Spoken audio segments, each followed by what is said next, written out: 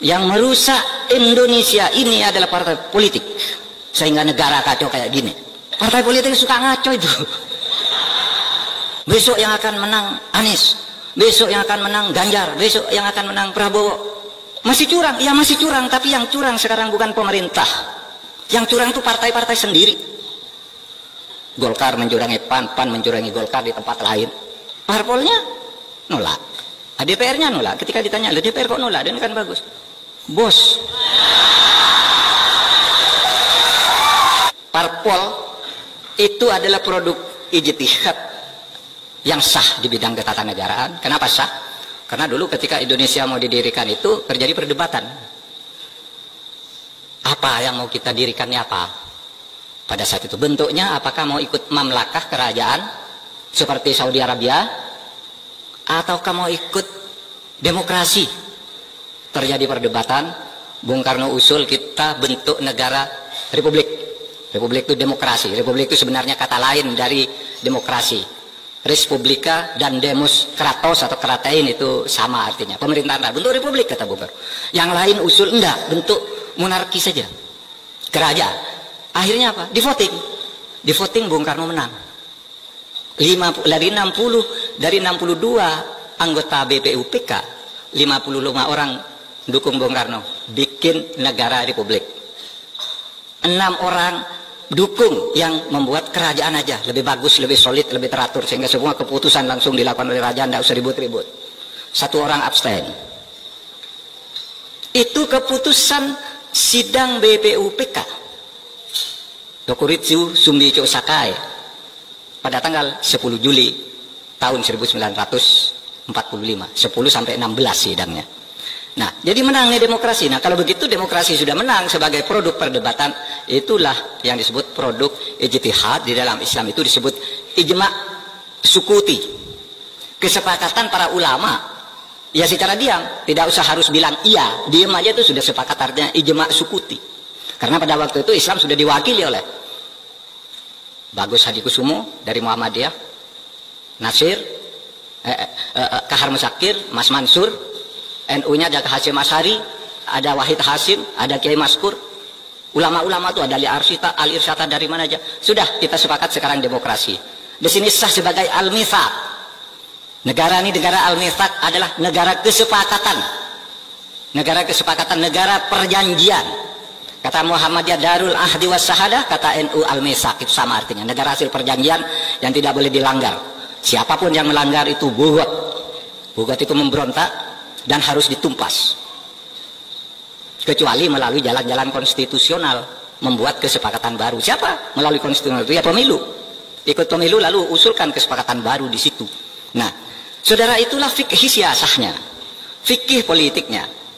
Nah, saudara sekalian, dengan demikian produk ijtihad yang disepakati di Indonesia ini adalah negara kesatuan Republik Indonesia yang berparlemen dan demokrasi perwakilan. Disitulah kemudian muncul harus ada parpol, partai politik. Nah, kalau diurut fikih siasahnya seperti itu. Nah, sekarang oleh sebab itu sejak Indonesia merdeka lalu apa? Karena ini negara demokrasi harus ada pemilu. Ya, ditulis di situ dalam waktu 6 bulan di Undang-Undang Dasar aturan tambahan ditulis begini, dalam waktu 6 bulan setelah perang Asia Timur Raya diselenggarakan pemilihan umum untuk memilih anggota DPR, MPR, Dewan Pertimbangan Agung, MPR, DPR, Dewan Pertimbangan Agung, dan lain-lain lembaga negara lah. Pokoknya 6 bulan waktu itu. Karena apa? Karena ini negara demokrasi, harus ada pemilu. Nah, berdasar itu, lalu pada tanggal 3 November, pemerintah mengeluarkan maklumat wakil presiden tertanggal 3 November tahun 1945 yang isinya begini nih. Kepada seluruh rakyat Indonesia dipersilahkan membentuk partai politik yang sebanyak-banyaknya untuk menyalurkan aspirasi masyarakat berdasar kelompok aspirasinya. Bikin sebanyak-banyaknya, nanti ikut pemilu, kata Bung Hatta. Nah, disitulah lalu bermunculan partai politik yang kemudian sudah diseleksi pada tahun 55 ikut pemilu. Nah, disitulah masalah mulai terjadi, saudara. Hasil pemilu tahun 55. Ada DPR yang terbentuk, ada konstituante yang terbentuk. Konstituante bersidang di Bandung sejak bulan Maret tahun 56. Untuk apa? Membuat konstitusi baru, merumuskan ideologi negara yang baru. Karena waktu itu kan ribut tuh, kenapa kok dulu Piagam Jakarta kok tidak jadi Pancasila ya? Siapa ini yang mengubah? Terjadi perdebatan. Ya udahlah, nanti selesaikan di pemilu. Jadi pemilu 55 kita perdebatkan lagi ini. Terjadi perdebatan lagi. Mulai bulan Maret tahun 56 sampai bulan Juli tahun 59. 3,5 tahun berdebat. Ganti ideologi, ganti tidak bisa tercapai. Sampai akhirnya apa? Timbul krisis politik di mana-mana. Partai politik saling gotok-gotokkan. Di suatu tempat membentuk front Islam, yang lain membentuk front Pancasila, yang lain membentuk barisan pendukung Soekarno. Bangsa ini mau pecah. Kesepakatan tentang konstitusi tidak dicapai. Pada akhirnya apa? Bung Karno mulai berpidato, ditulis di bukunya Herbert Fed, kita kenal nama ini, dan Lens Kestel, guru besar, tamu di sini, sampai saya kuliah di sini tahun 90-an masih di sini. Menulis di buku Pemikiran Politik Indonesia 65, itu disebutkan situ Bung Karno berpidato. Yang merusak Indonesia ini adalah partai politik. Bung Karno, yang merusak Indonesia ini adalah maklumat Wakil Presiden 3 November tahun 45 yang menyuruh membentuk partai politik sehingga negara kacau kayak gini. Oleh sebab itu kemudian Presiden mengeluarkan dekret Presiden untuk menyelamatkan Indonesia, menghentikan kontroversi soal Piagam Jakarta dan Pancasila dan sebagainya. Maka Bung Karno menyatakan membubarkan konstituante, membentuk MPRS, DPRS dan DPAS, dan kembali ke Undang-Undang Dasar 1945. Nah, di situ timbul kontroversi sudah mulai terhadap partai politik ini. Saudara, waktu itu kita agak marah kali ya. Waktu membaca sejarah itu, kok begitu ya Bung Karno ini? Partai politik hasil pemilu dibubarkan. Yang berhak memberlakukan undang-undang dasar bukan presiden, itu seharusnya konstituante. Lalu ditulis di sejarah ketatanegaraan kita, Bung Karno melanggar konstitusi sehingga dijatuhkan pada tahun 66. Tapi saudara, kalau saudara lihat kehidupan partai politik sekarang ini, rasanya Bung Karno benar. Partai politik suka ngaco itu. Ya kan, itu yang dilakukan oleh Bung Karno. Lalu kalau enggak, negara ini pecah. Dulu kita maki-maki Bung Karno setiap penatanan P4, demokrasi terpimpin ini salah. Lalu sesudah saya jadi menteri ini tahu, oh iya ya, Bung Karno enggak salah kalau dibiarin kayak gini, enggak dilawan, enggak ditreatment dengan tegas, negara ini bisa hancur, saudara. Kalau zaman Bung Karno dulu kehancurannya mungkin pertentangan ideologi, sekarang bisa karena persoalan korupsi dan ketidakadilan. Nah, itulah sebabnya saya katakan, saudara sekalian, jadi kita ini, saudara sekalian, mempunyai negara demokrasi di mana partai politik itu merupakan salah satu instrumen penting. Itulah sebabnya zaman Pak Harto itu partai politik, yang zaman Bung Karno yang ikut banyak sekali sampai perorangan ikut ini ikut. Zaman Pak Harto dijadikan 10 aja yang boleh ikut. Pemilu pertama tahun 71, saudara yang sudah ada di tahun 71 ingat ada 10 partai politik. Tapi tahun 73 oleh Pak Harto disederhanakan, 3 aja biar nggak ribut-ribut. Ternyata lalu kemudian 3 partai ini dikooptasi oleh kekuatan politik Orde Baru, sehingga di situ terjadi KKN, korupsi, kolusi dan nepotisme yang akumulatif. Apa akhirnya? Pak Harto dijatuhkan juga. Tidak ikut ketentuan undang-undang dasar. Demokrasi zaman Pak Harto itu demokrasi formal berjalan. Setiap 5 tahun ada pemilu. Pemilunya ya direkayasa, tidak pakai survei, saudara, udah pemenangnya udah tahu. Ya. Kalau sekarang ini kan asik nih, asik saudara, jangan salahkan situasi sekarang ini survei. Besok yang akan menang Anies, besok yang akan menang Ganjar, besok yang akan menang Prabowo. Enggak apa-apa. Survei dulu enggak boleh. Besok yang akan menang harus Pak Harto, harus Golkar kalau dulu. Udah diatur semua partainya, makanya dulu ada ABG, ABRI, birokrasi, Golkar. Itu yang menentukan pemenang. Saya kemarin cerita di PDIP, begini saya bilang, itu ada kejadian lucu tuh. Menurut undang-undang Susduk MPR, DPR dan DPRD, susunan kedudukan MPR, DPR dan DPRD di tahun 1997 disebutkan bahwa DPR terdiri dari 11 fraksi dan setiap partai harus punya minimal 1 orang wakil di dalam fraksi itu. Tiba-tiba karena pemilunya tidak adil, bersemangat nih PDI waktu itu dipimpin Suryadi, Bu Mega juga ada masih menjadi bagian dari itu tapi udah pecah. PDI dikerjain. Apa? Di Sumatera Utara ternyata PDI hanya dapat 10 kursi di seluruh Indonesia. Hanya dapat 10 kursi dari sebelumnya 44 kursi.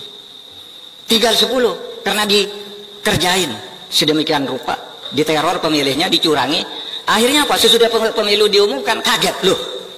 Ini kalau kursinya hanya 10 bertentangan dengan undang-undang Susduk. Kan katanya setiap komisi harus ada 1 wakil. Ini PDI hanya 10, terus siapa nih wakil satunya? Saudara tidak pakai pemilu ulang, tiba-tiba diumumkan oleh Gubernur Sumatera Utara Kaharudin Nasution. Di Sumatera terjadi kesalahan perhitungan sehingga PDI menjadi tambah 1 kursi, genap 11 sekarang. Tidak pakai pengadilan tuh langsung dapat kursi. Karena apa? Semuanya sudah direkayasa. Saudara pasti masih ingat tuh. Baca media hasil pemilu tahun 97, pemilu terakhir Orde Baru. Nah sekarang kan tidak bisa begitu. Pemilunya sekarang sudah baik, saudara. Udah baik. Masih curang? Ya masih curang, tapi yang curang sekarang bukan pemerintah. Yang curang itu partai-partai sendiri. Golkar mencurangi PAN, PAN mencurangi Golkar di tempat lain. Sehingga saling gugat. Nggak ada pemerintah. Loh, KPU tidak beres. KPU itu bukan pemerintah. KPU itu yang membentuk DPR. Hasil partai pemilihan orang-orangnya partai politik semua yang memilih. Ini pemilu yang sekarang. Tetapi saudara, dari liberalisasi politik yang seperti itu, kemudian lahir apa? Ya. Yang lahir adalah politik transaksional, politik biaya tinggi. Sehingga sekarang orang karena pemerintah tidak ikut ngawasi, bisa beli ke KPU di tingkat bawah. Di suatu tempat di Jawa Timur beli ke bupati, bupati itu yang ngatur lurah-lurah semua, lurah itu yang kemudian ngatur suara untuk setiap orang, bukan hanya untuk setiap partai, untuk setiap orang. Sehingga misalnya orang Papua bisa aja kalau dengan lurah, kenal dengan lurah itu menjadi wakil dari Jawa Timur karena suaranya bisa diatur sekarang. Nah ini pilihan politik kita ini sudah benar apa tidak? Ini persoalannya. Kalau mau membongkar pembongkaran partai politik, gimana nih cara membongkarnya? Apa ngubah sistem pemilunya? Atau apa? Sehingga sekarang ini, saya kemarin bicara kok susah ya mengajukan aspirasi-aspirasi yang baik bagi pembangunan hukum, tetapi selalu gagal di DPR. Lalu siapa ini yang salah? Ini zaman Bung Karno tuh undang-undang, wah hebat loh, banyak lahir. Setiap ada aspirasi rakyat, undang-undang dibuat undang-undang. Zaman Pak Harto juga lumayan. Nah sekarangnya undang-undang penting, nggak bisa lahir. Parpolnya nolak, DPR-nya nolak. Ketika ditanya, DPR kok nolak? Ini kan bagus, bos.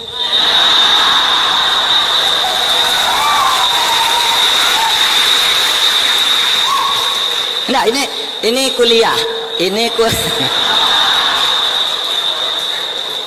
kuliah fikih politik, fikih siasah ini, saudara. Nah, oleh sebab itu, bagaimana ya kita ini sekarang memperbaiki? Sehingga kalau saya rangkum yang tadi itu, pertama, di zaman demokrasi liberal dulu banyak parpol berkelahi, hampir membuat negara pecah. Bung Karno mengeluarkan dekret. Yang sudah direnung-renungkan sekarang, ternyata Bung Karno itu ada benarnya. Kalau enggak, waktu Bung Karno itu kan integrator, saudara. Kalau melihat tuh bangsa mau pecah, ambil dia tindakan, dengan risiko apapun, ambil. Tapi lu dianggap salah, menimbulkan apa? Oh ini konstitusi tidak jalan, sehingga terjadi perdebatan di Orde Baru. Kita ini mau membangun stabilitas atau demokrasi. Kalau demokrasi seperti zaman Bung Karno tidak stabil. Kalau stabilitas dibangun, ekonomi tumbuh. Lalu dikatakan untuk sementara milih pertumbuhan ekonomi, demokrasi dikecilkan dulu. Itu resmi keputusan Seminar Angkatan Darat di Bandung tahun 1966. Saudara. Nah, itu masalahnya. Kemudian di era Orde Baru disederhanakan agar partai tidak terlalu banyak instruksi, modal asing susah masuk. Kalau tidak ada stabilitas, maka zaman Orde Baru hebat, itu tumbuh ekonomi rata-rata setahun 7%. Tetapi karena demokrasinya tidak ditumbuhkan, kekuatan rakyat tidak dibangun, ketika terjadi krisis moneter, jatuh paling cepat dan sembuh paling lama. Negara lain juga kena tuh krisis moneter, tetapi mereka setahun 2 tahun udah pulih. Indonesia sampai bertahun-tahun tidak pulih dari krisis moneter waktu itu. Karena apa? Demokrasinya tidak dibangun, katanya karena ingin pertumbuhan. Nah sekarang kita lalu melakukan reformasi, buka lagi demokrasi, lalu muncul demokrasi transaksional. Saya dulu kan di marah-marahi orang, demokrasi, saya bilang di Indonesia itu demokrasi transaksional, demokrasi uang. Mau kepala daerah itu tidak ada kepala daerah yang tidak dibiayai oleh cukong. Sebagus apapun ada yang biayai. Ya, nggak semuanya Pak, ya betul. Berapa? 84% kata KPK. KPK itu menyatakan resmi, hasil temuan KPK 84% kepala daerah di Indonesia dipilih melalui cukong. Apa kemudian kalau orang kepala daerah dipilih melalui cukong, sudah jadi, dia minta konsesi ini, izin ini jangan dikeluarkan, perusahaan saya ikut tender ini harus menang, dan seterusnya. Akibatnya apa? Banyak pertambangan liar, banyak IUP ganda. IUP itu izin usaha perusahaan penambangan ganda, sudah diberikan ke saya, diberikan lagi ke orang lain, ribut. Maka kemarin sangat mengagetkan ketika indeks persepsi korupsi kita turun anjlok. Itu Pak Jokowi udah membangun dengan baik, naik terus. Sejak ini sampai mencapai 38, tiba-tiba anjlok ke 34. Kaget kan? Waktu peringatan 1 abad NU di Sidoarjo itu, saya sebenarnya punya tugas melepas lomba gerak jalan warga Nahdien. Tapi Pak Jokowi ngajak pulang ke Jakarta, ikut satu pesawat. Saya tidak jadi ikut acara NU lanjutannya, bicara tentang indeks persepsi korupsi. Apa yang terjadi? Saya bilang, Pak, masalahnya ada di berbagai sektor. Dari mana Pak Mahfud tahu? Tahu karena saya ngundang Transparansi Internasional ke rumah saya, ngundang Litbang Kompas ke rumah saya, ngundang partnership yang selama ini bergerak menilai tentang korupsi. Kesimpulannya apa Pak? Kesimpulannya itu, korupsi itu ada di birokrasi, terutama perpajakan dan bea cukai. Clear itu kesimpulan Transparansi Internasional. Nah di situ Pak Jokowi sudah agak agak takjub, agak heran gitu, diperbacakan. Kok tidak sembuh-sembuh? Nah, kemudian ada di mana? Korupsi itu ada di DPR.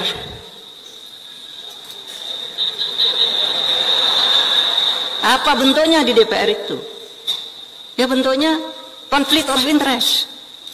Anggota DPR ada yang merangkap perusahaan ini, perusahaan itu, lalu ketika menyusun anggaran, itu proyek ikut nitip. Ada lagi berfungsi ganda, konflik of interest. Menjadi lawyer kemudian ikut ngurus perkara orang. Itu temuan Transparansi Internasional. Yang ketiga di pengadilan. Kasus-kasus dibayar. Ada Pak, ada, itu udah ditangkap tuh. Di Mahkamah Agung ini ada 4 hakim agung ditangkap sekarang. Bayar. Perkaranya udah jatuh. Kan perkara udah dijatuhkan itu enggak bisa diubah.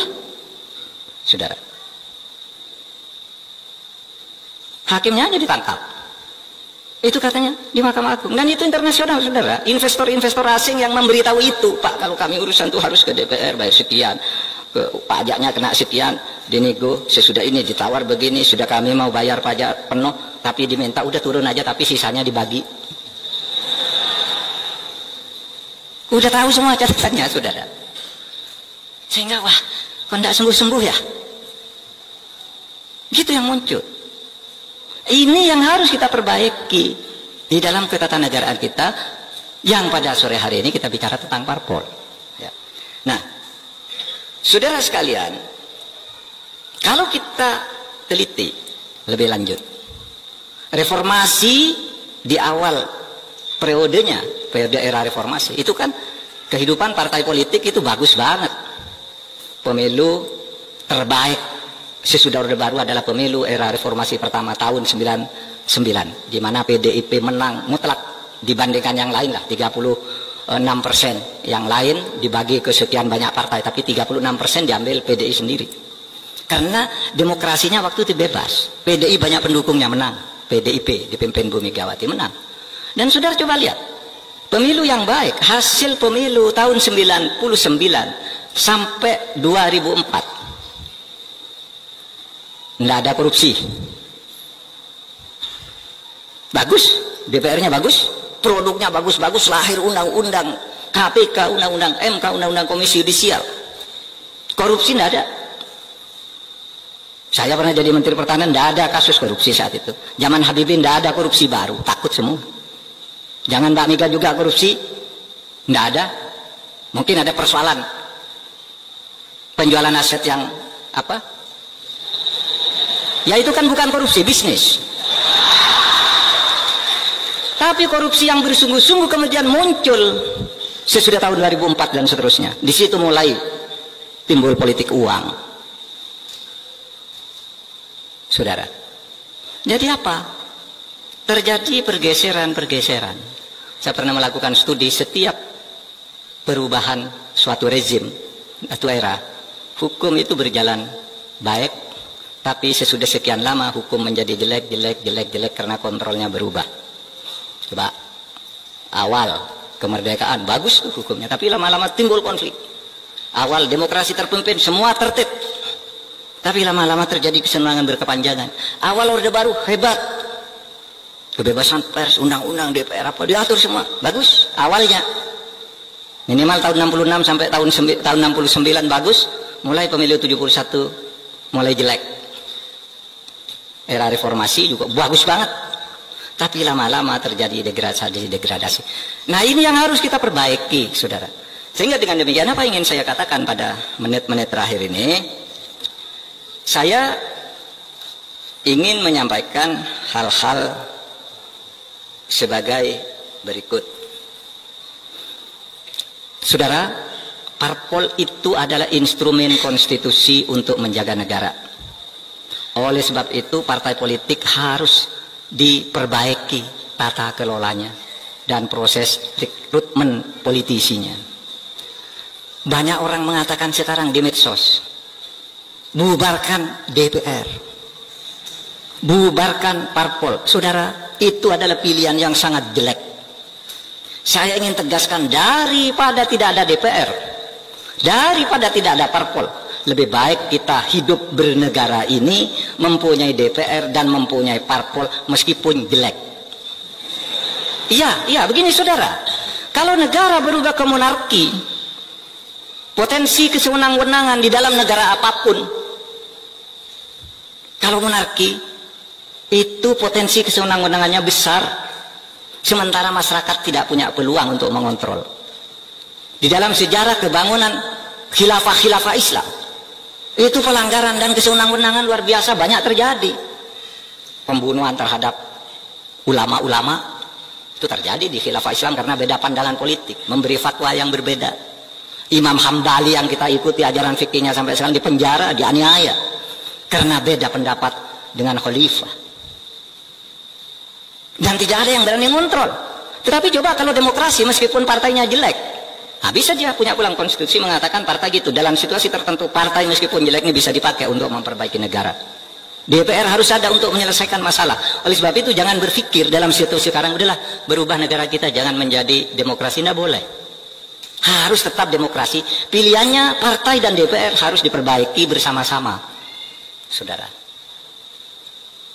Ya. Nah, yang kedua, partai politik dalam ide kita itu dibangun untuk salah satunya adalah rekrutmen kepemimpinan bangsa. Oleh sebab itu partai politik itu harus ada, tetapi harus bersaing untuk memilih pemimpin yang benar, memilih wakil rakyat yang benar. Itu.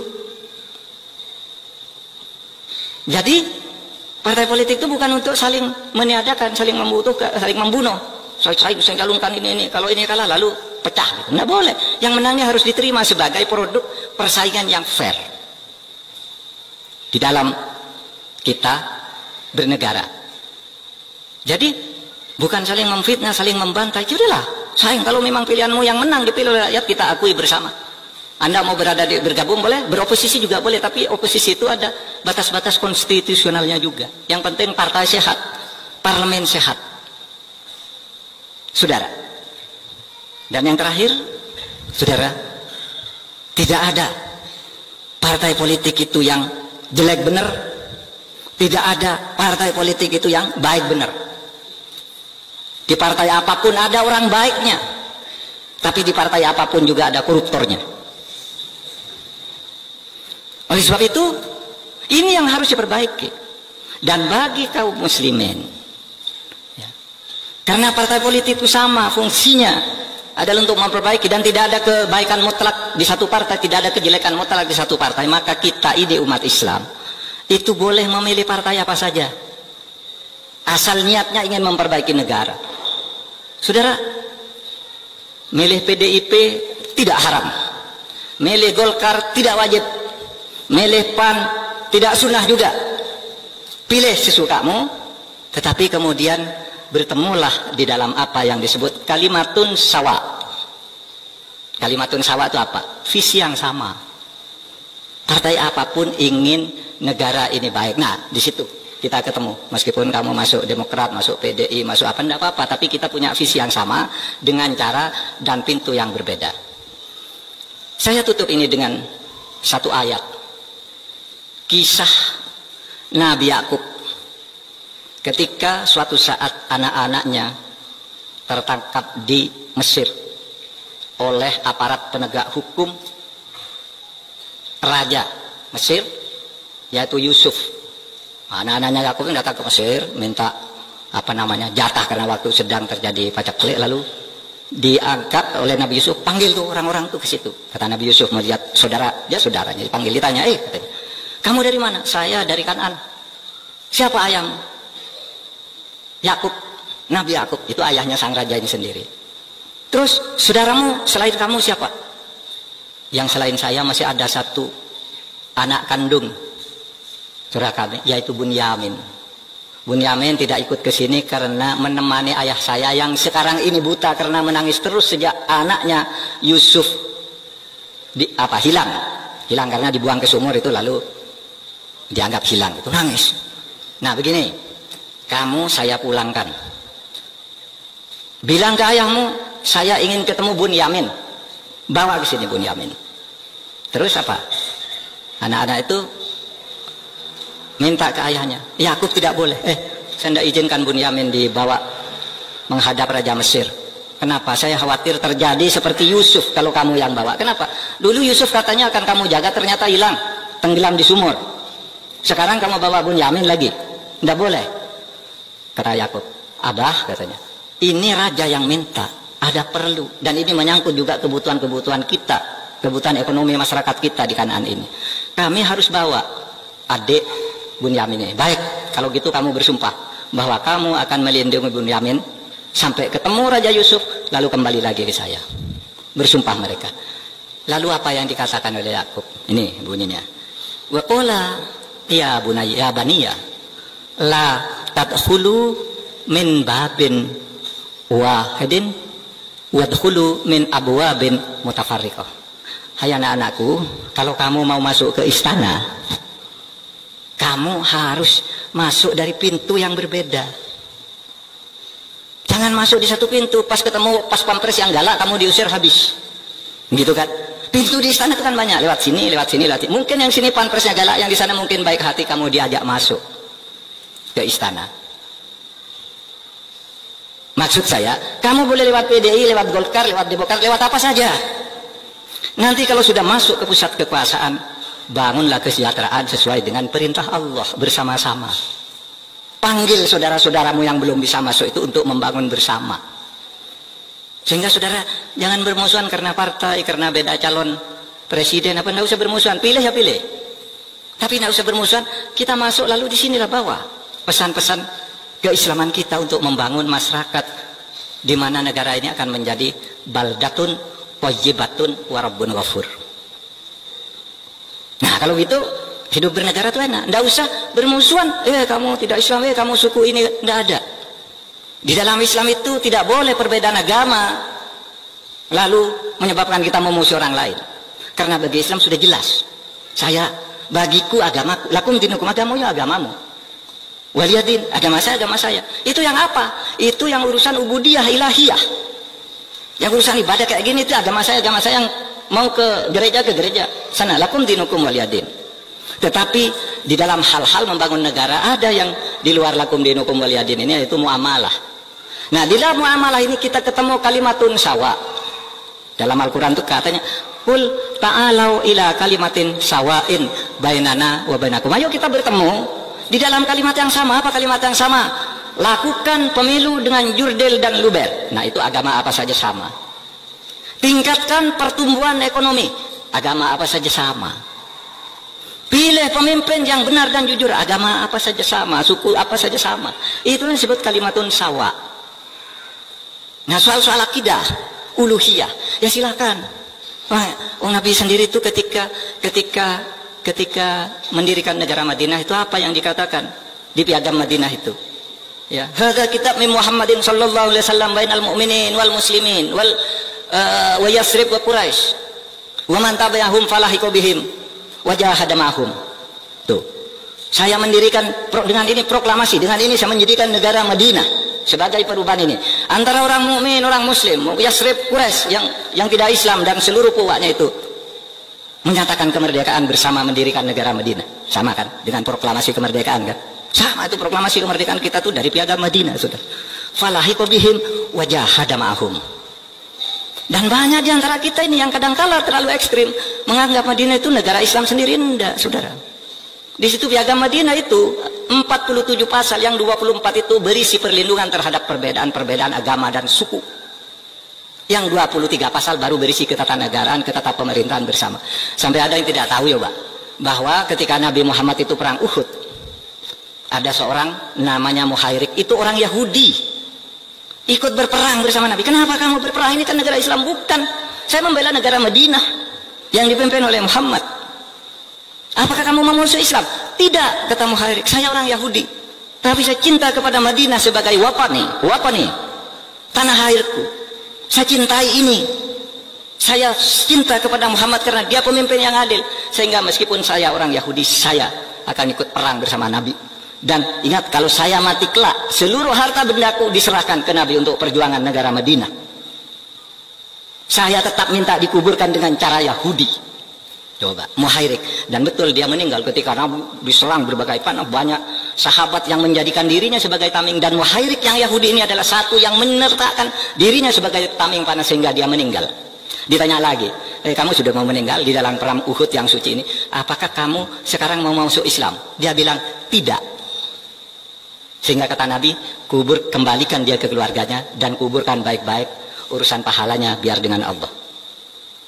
Jadi saudara, kita ini jangan terlalu ekstrim, seakan-akan kita ini besar, harus dominasi. Enggak, kita harus hidup bersama. Itulah yang disebut inklusivisme, itulah yang disebut kosmopolitanisme, kesewargaan di dalam membangun negara ini secara bersama-sama.